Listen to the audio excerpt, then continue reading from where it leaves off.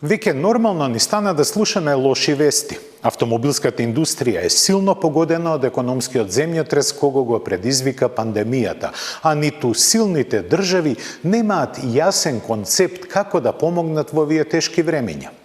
Третиот по големина производител Рено се соочува со затворање на неколку фабрики и рестрикција на модели. Мекларен губи по 139 милиони фунти квартално, а Астон Мартин вредноста на акциите ги изгуби за дури 85%. Сепак, не е се така црно. Баварците ја освежија серијата 5 и лансираа нов екземплар на серијата 6 GT. Акура со TLX ги засилува позициите во Америка, а Mini Countryman се представи со изгледот подвргнат на козметички зафати. Euro NCAP ги заострува стандардите за безбедност, воведувајќи нови правила за испитување на патничките возила. За сето ова подетално во следните 30 минути.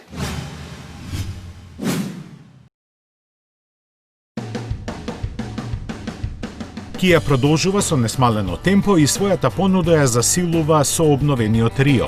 Измените во дизајнот на корејскиот Дут во Б сегментот се мали, како однадвор, така и однатре. Затоа под лимот има бројни новости, од кои најинтересен е 48 волтниот хибриден еднолитарски агрегат. Ги има истите 100 или 120 коњи, но нуди поголем вртежен момент и помала емисија на јаглен диоксид. За остварување подобри перформанси спарене со интелигентен мануелен менувач со електронски контролирана спојка. Во понудата е и 1,2 литарскиот атмосферски мотор со 84 коњски сили со технологија на двојно впрскување. Обновениот Рио на пазарот ќе пристигне на есен по слични цени како сегашните.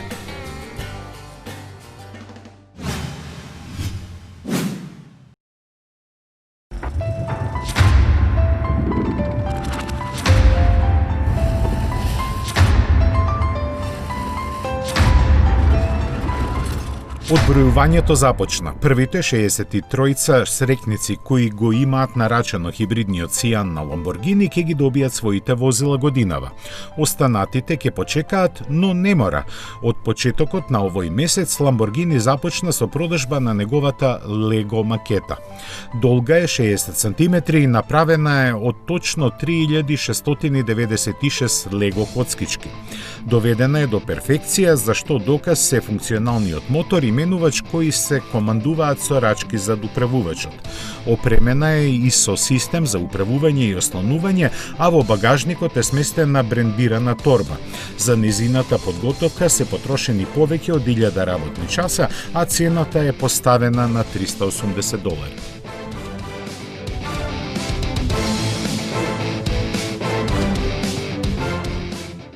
За непол месец на чело на Рено доаѓа Лука Де Мео, искусен и прекален менаџер кој целата кариера ја посвети на автомобилската индустрија. Сепак, тој ќе седне на жешко столче бидејќи ќе мора да применува екстремни мерки. Финансиската криза генерира големи загуби на францускиот гигант, а се споменува отпуштање на многу работници и модели, како и затворење на фабрики.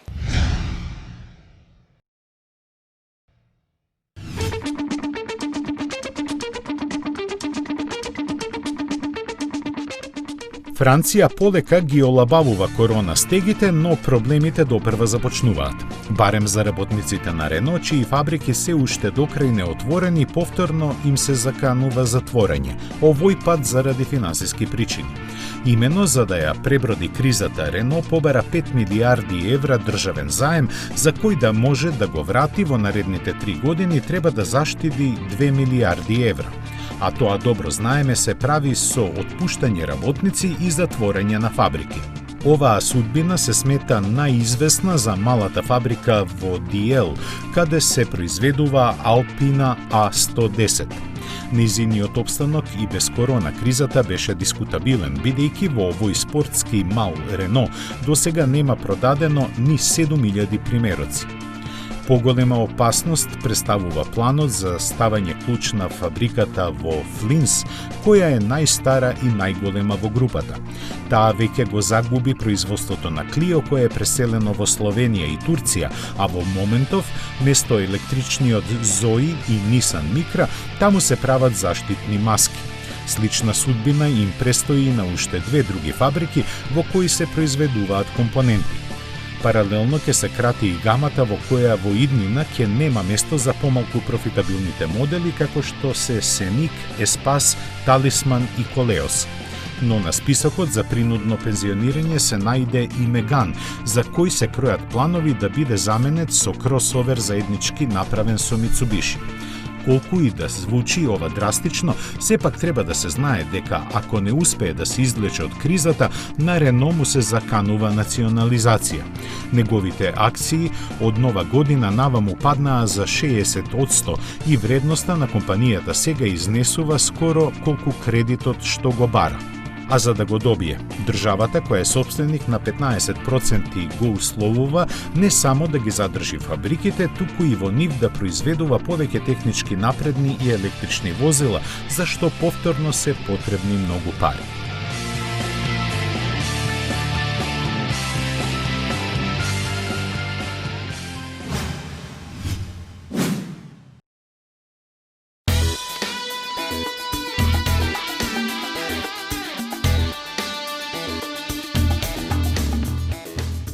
После добрата ланска година, Мекларен се најде во многу незавидна ситуација.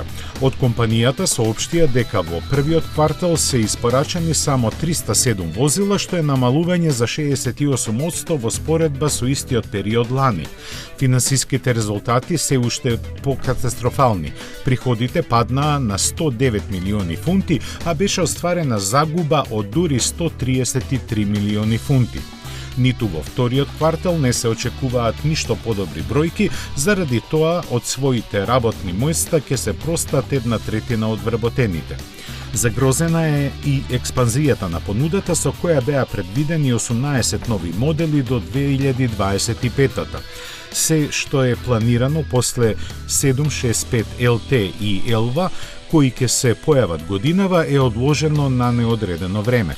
Надеж постои единствено за хибридната архитектура која се подготвува за почетокот на идната година.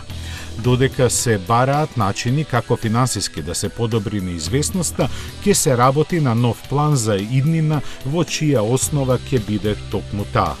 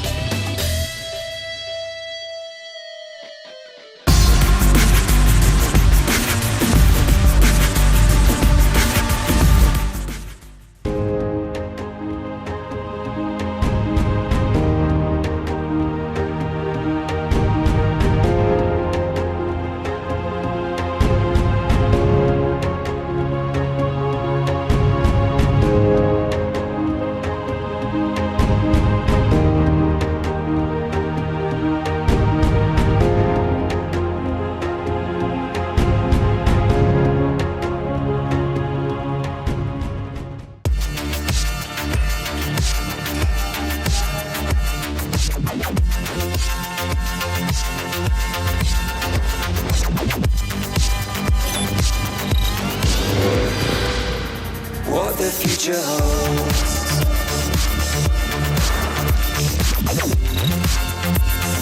Waiting for the stars to align.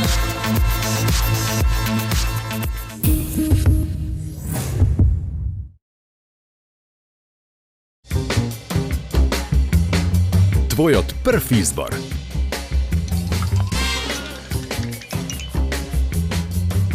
Брилијант. Водечко масло за јадење според потрошувачите во Република Македонија, по сите карактеристики.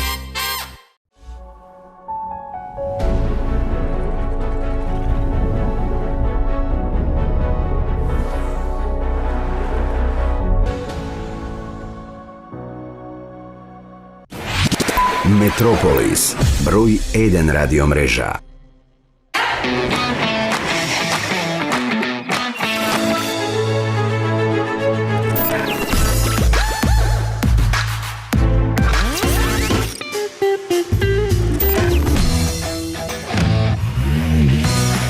Едноставно до нов автомобил.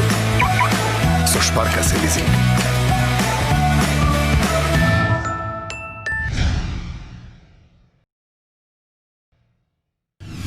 Дали е нова или обновена, може да дискутираме колку што сакаме, но баварците се децетни, нарекувајќи ја обновената серија 5 како нова генерација. Рака на срце, интервенирано е во изгледот што е вообичаено после поминати 3 години на пазарот, додека од технички аспект голема новост е што секоја изведба доби лесно хибридно 48 волтно засилување. На ист трошок представена е и Гран Туризмо изведбата на серијата 6, која, колку и да ни е чудна, наоѓа се повеќе купувачи.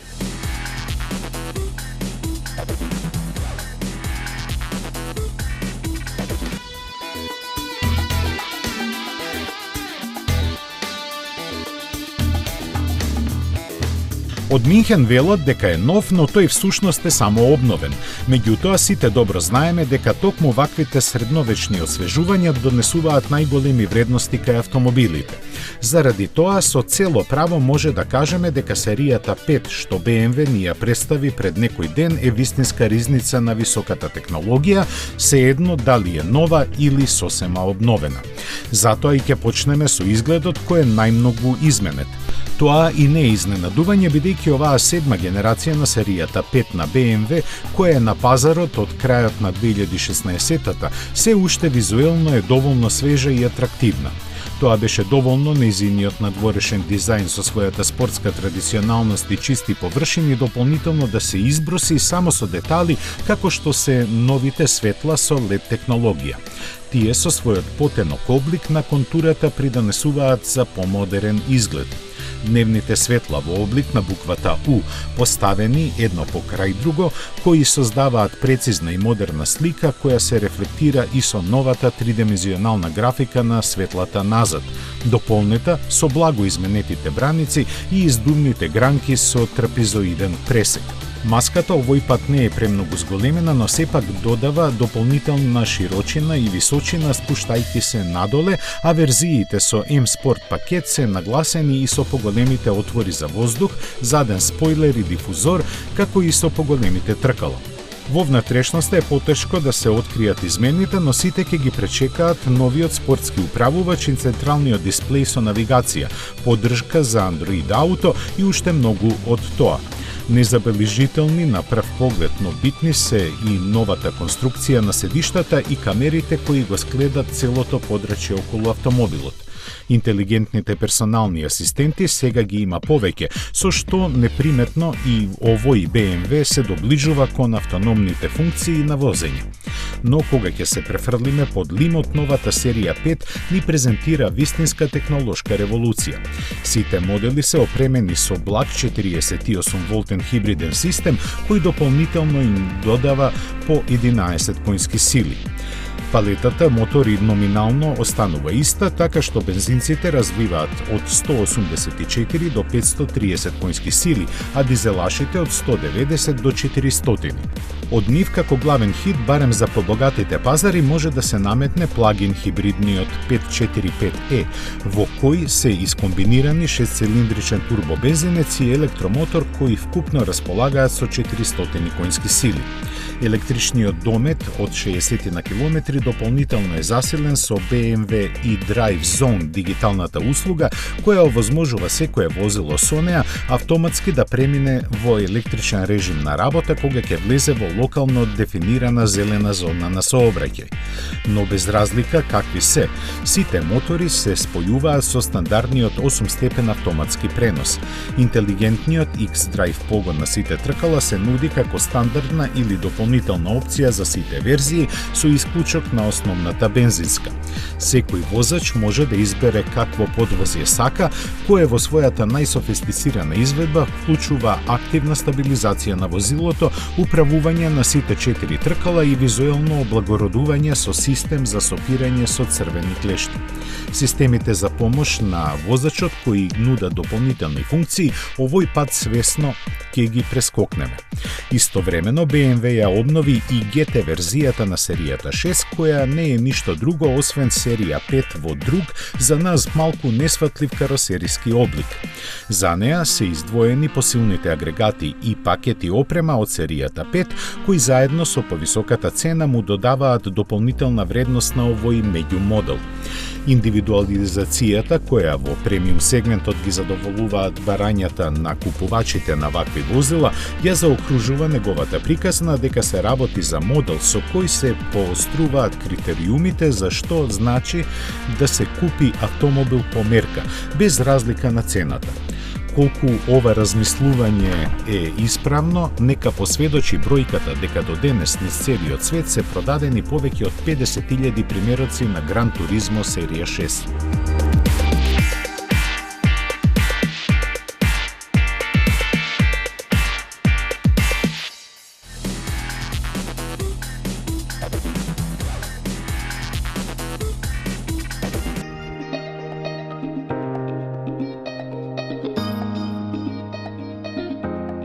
За да ги зацврсти позициите во кросовер арената, Volkswagen ги впрегна сите глобални ресурси. Давајќи му целосна доверба на своето бразилско оделение, оттаму ни пристигна најновиот ваков модел. Наречен е Nivus и на прв поглед се забележува дека е направен за да им се допадне на помладите купувачи. Го издаваат поагресивниот преден дел со потенки светла и издолжената купе силуета со подинамичен изглед. Задниот дел му е благо попривлечен за око, а силниот персоналитет го заокружуваат нагласениот спойлер на покривот и големите тркала. Дели многу што заедничко со T-Cross, но за разлика од него, заради повисокото растојание од подлогата и пластичните заштити на каросеријата, делува поробусно. Со должина од 4,27 метри, сепак е поблиску до поголемиот T-Roc и има и солиден багажник од 415 литри.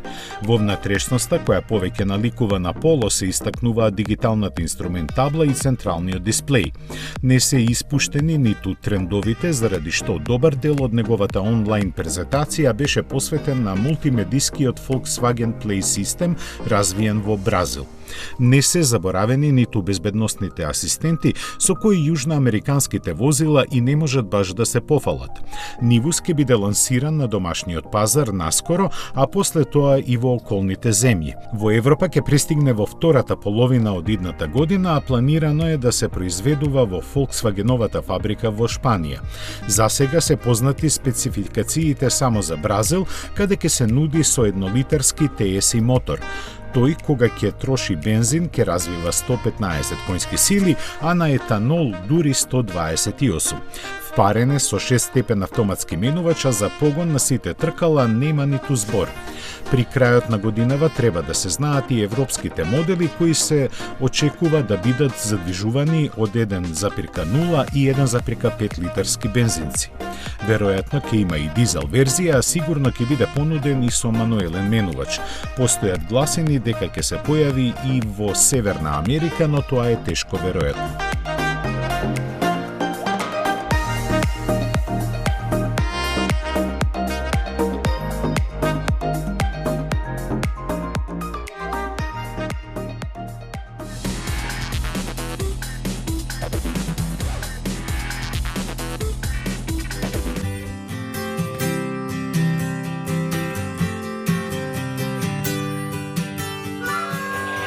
На малку мистериозен начин, бордот на директори на Астон Мартин Лагонда го смени досегашниот прв човек Енди Палмер. На неговото место е назначен Тобиас Мерс од Мерцедес AMG, кој на својата позиција ќе стапи на 1 август годинава. Во официјалното соопштение како причина за тоа се наведува дека дошло време за ново водство на компанијата кое ќе ги спроведе плановите за иднината. Енди Палмер во своите 6 години успеа да го насочи Астон Мартин кон попрофитабилните води, посебно со воведувањето на кросоверскиот DBX. Тој дојде од Nissan и Infiniti во време кога на марката и беше потребно значително зголемување на потенцијалите за успешно спроведување на најголемата експанзија дотогаш. Како стојат работите, слична е ситуацијата и сега кога на компанијата и престојат амбициозни планови. но падот на акциите за периодот од 6 месеци ја намали незината пазарна вредност за дури 85%. За да се ублажат последиците од тоа, во Астон Мартин пристапија кон невообичаени решенија. Едно од нив е и повторното производство на најпознатиот модел на марката, легендарниот DB5. Прославен лично од Джеймс Бонд, реинкарнацијата на овој прекрасен автомобил ја има ознаката Goldfinger. Тоа значи дека ќе биде опремен со специјални додатоци како во филмот за тајниот агент, заради што нема да може да се регистрира. Од Астон Мартин велат дека за изработка на секој примерок ќе им бидат потребни по 4.500 работни часа. Колку време пак за него ќе работат 25 привилегирани купувачи, тешко е да се каже, бидејќи цената му е поставена на стравично високи 2,75 милиони фунти без давачки. Оригиналниот Астон Мартин DB5 се произведуваше од 1963 до 65 година и од него беа направени помалку од 900 примероци. И сегашниот модел ќе има 4-литерски 6-цилиндричен мотор со 290 конски сили, спарен со 5-степен мануелен менувач. Првите испораки се очекуваат уште годинава.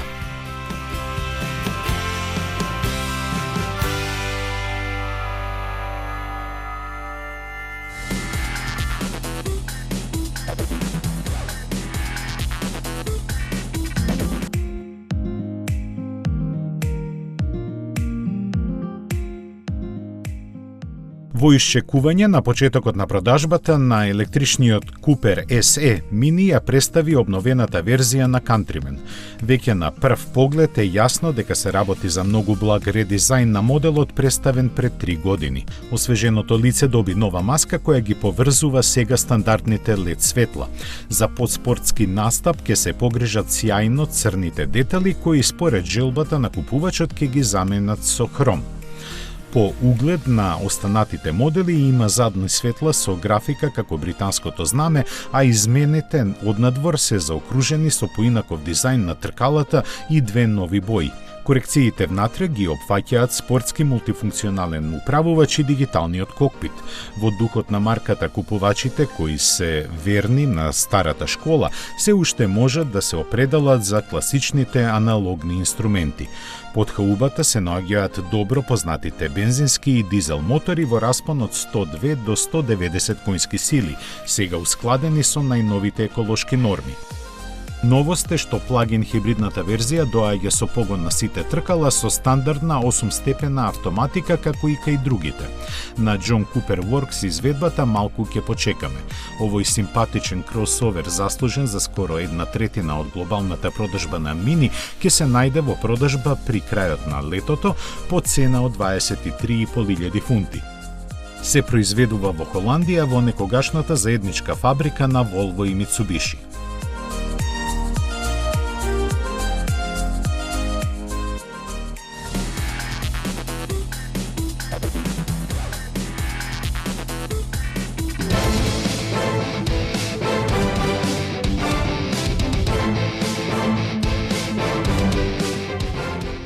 Додека Honda ја ограничува својата понуда во Европа, активно ја проширува преку Атлантикот. Најновиот адут доаѓа под ознаките на Acura и представува вистинско освежување на пазарот. Се работи за TLX, кој во својата втора генерација настапува како независен модел, неповрзан со останатите од портфолиото. Иако со големина колку BMW од серијата 3, тој по прекинувањето на производството на Acura RLX кај нас, некогаш позната како Honda Legend, се поставува на врвот на гамата. Затоа и му е наменета посебна технолошка, доста напредна платформа, која вклучува софистициран систем за погон на сите 4 тркала. За силата ќе се грижат 2 и 3-литерски турбомотори со 272 и 290 конски сили, спарени со 10-степена автоматика. Изгледот му кокетира со класата бизнис автомобили, заради што е воздржано возбудлив, но тоа ќе се смени со доаѓањето на Type S верзијата, која со својата диамантска маска и аеродинамичните додатоци ќе предизвика спортски чувства. Купеовски спуштениот заден дел ќе помогне во тоа, а внатрешноста повеќе или помалку ќе го задржи технопристапот. поради модерните додатоци, свежина ќе дава и изборот на бои и материјали. Acura TLX ќе се произведува во Охајо, а на пазарот ќе пристигне есенва со цени над $30,000.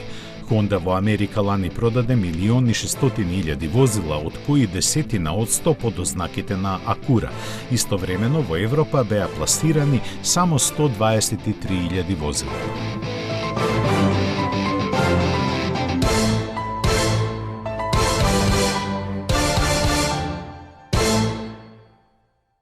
Безбедноста е императив на секој производител на возила. Некои имаат амбициозни планови, па си поставуваат високи цели.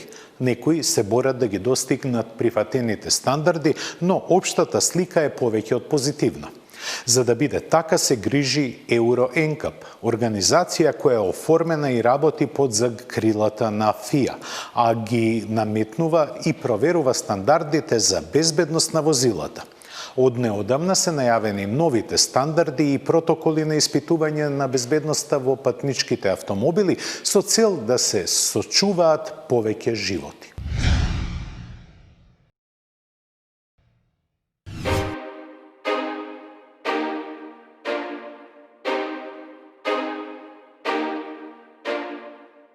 Од годинава Euro NCAP ги именува протоколите за оценување на безбедноста на патничките возила. Промени има и во самите тестови и во начинот на оценувањето, така што од сега на автомобилите ќе им биде потешко да ги освојуваат звездичките. Една од најголемите корекции е воведувањето на нова подвижна бариера која го заменува 23 години стариот тест на умерен фронтален судар. Со тоа, на поинаков и пореален начин се испитува безбедноста на патниците и проценува на кој начин предната конструкција на возилото ги штити во различни форми на сообраќајни несреќи. Клучни измени се направени и кај испитувањето при страничен судар со прилагодување на брзината на возилото и масата на бариерата. Со тоа, значително се зголемуваат релевантноста на тестот и оценувањето на улогата на страничните воздушни перничења. Категоријата за безбедносни асистенти се проширува и ќе ги опфаќа и системите за надгледување на возачот, кои можат да откријат замор кај него, со што треба да се охрабрат производителите постојано да ги подобруваат овие технологии. Покрај ова, Европската асоциација за истражување на безбедноста на нови автомобили ќе користи најсовремени тест кукли и ќе ги оценува возилата после случајна сообраќајна несреќа. Ќе бидат проверувани леснотијата на вадењето на патниците од оштетеното возило, работата на електричните брави и друго. Посебно ќе бидат наградувани производителите за прецизноста и комплетноста на информациите што системите за автоматско повикување помош ги испраќаат до спасувачките служби.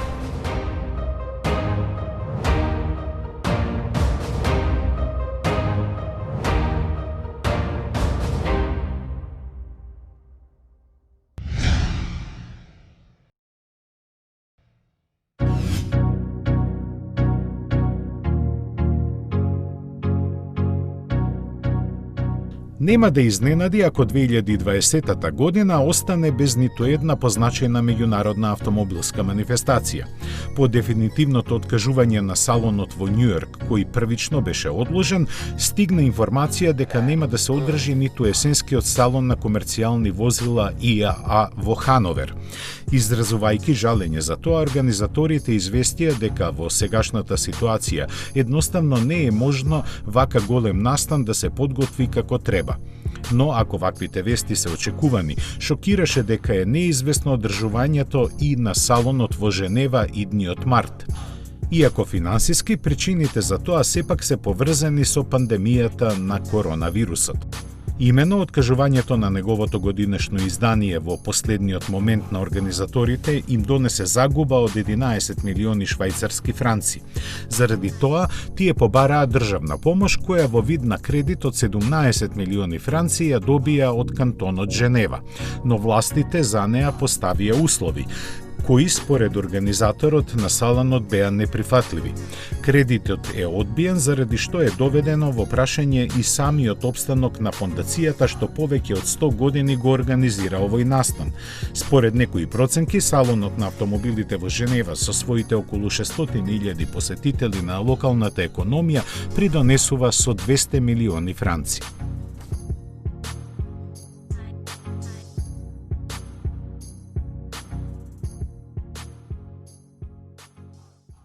Тука се поздравуваме со вас. Бидете во добро расположение и чувајте го сопственото здравје и на најблиските. Со тоа ќе го сочуваме колективното здравје. До следната сабота.